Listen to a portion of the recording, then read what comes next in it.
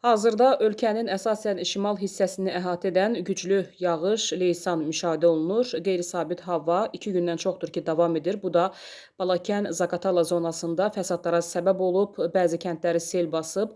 Böyük Qafqaz dağlarının cənub ətəklərinə yağan leysan, Balakən, Katex, Hunbul, Tala, Muxax və digər çaylarda suyun səviyyəsini kəskin artırıb. Bəzi çaylardan sel keçib, bəziləri isə məcrasından çıxıb. Həyatyanı sahələri də sel suları basıb. Təbii hadisə nəticəsində əkin sahələrinə, o cümlədən taxıl, qarğıdalı, bostan tərəvəz sahələrinə və fındıq bağlarına ciddi ziyan dəyib. Bəs yağıntılar nə qədər davam edəcək?